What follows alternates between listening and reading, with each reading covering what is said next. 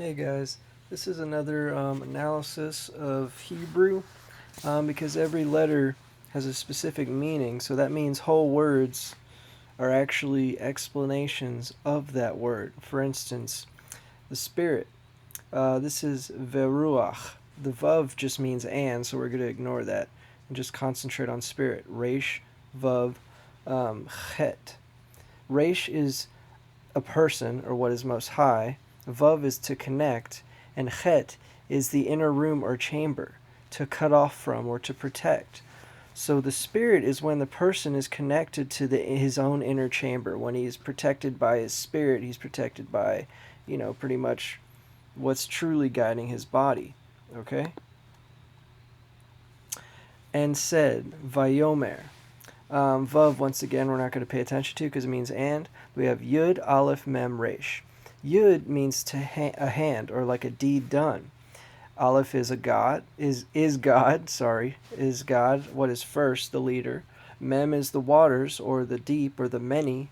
And Resh is, once again, what is most highest, what is the most important, or a person. So, to speak is to do the deed, Yud, of God, to explain really the expanse, which is Mem, and what is most important. The person to speak is when God's hand is giving the expanse to the person. So when we speak, we are just talking about what's connecting us all. And what is that? Aleph, God. Yom means day. Yud, Vav, Mem. Yud, once again, is a deed or to do. Vav is to connect us with. And Mem is the deep, the many, the everything. Okay? Hashemayim is the heavens and Mayim is water. So Mem is pretty much nature almost. So what is the day? It's when we have to do what it's when our deeds are connected to the many. Yom is connected by Vav to Mem. Okay? It's just when we finally connected with stuff. And what is the morning? Bet, Kaf, Resh. Bet is the house, right? Our household. We're usually at our house in the morning. Kaf is the back of the head, or what is last. Like dreaming.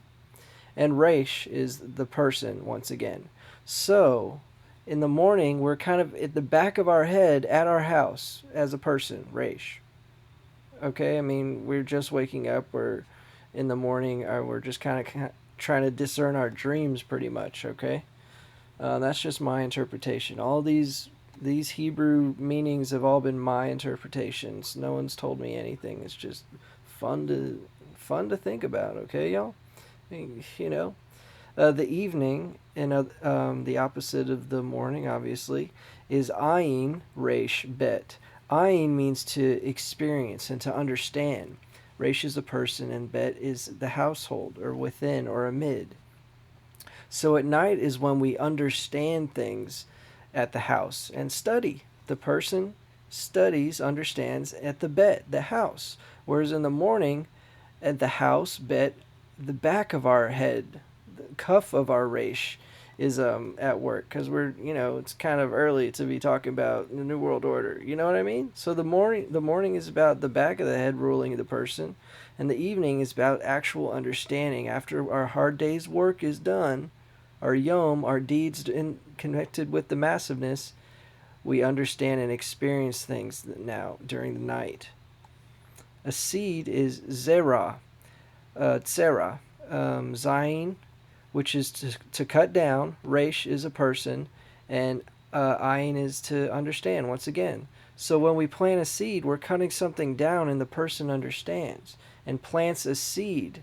Literally, when you plant a seed, you have to dig a hole first. What do you dig a hole with? An axe or a cut. So you have to pierce the ground so the person can understand.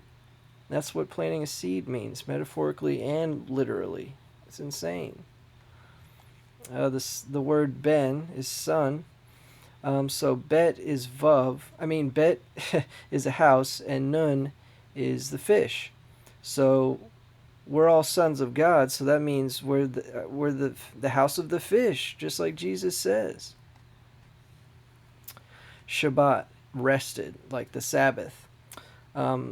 Shin is to tear down or to destroy something, and Bet is the house, and Tuf is as a covenant, as a sign. So what do we do when we rest? We don't clean up our house. We tear down. We tear down the house, as in we don't care about it. We just rest our household, our dwelling, and and as a sign, as the Tuf.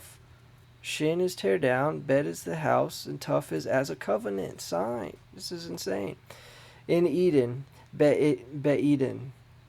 Be means actually in, I believe. So we're going to cancel that out and just do Ayin Dalid Nun. Ayin, once again, means to understand. Dalit is a path or a way of life. And then Nun is the offspring or the heir to the throne. When we were in Eden, we understood the door to faithfulness, and the heirs. We were the heirs to the throne when we were in Eden. Ayin means we understood. Dalid means the path, and Nun means of our offspring. We understood our heir, but then we screwed up. The serpent, Hanachash. Ha means the, so we're going to cancel that. So Nun Chet Shin. Nun, once again, is the offspring. Chet means to fence or cut off from, and Shin means to devour. So what does the serpent do? He devours the fish and cuts us off in his own little, we're in this beast-run system. It's crazy. All right. And there's that. It's really fascinating to interpret Hebrew in this way, and I hope more people will do it, because I don't see anything about it. I can't find any books on it. I can't find barely any YouTube videos on it. So I figure, hey, I'll do it myself. I hope y'all agreed with some of them. If I'm a nut, then why are you watching this video?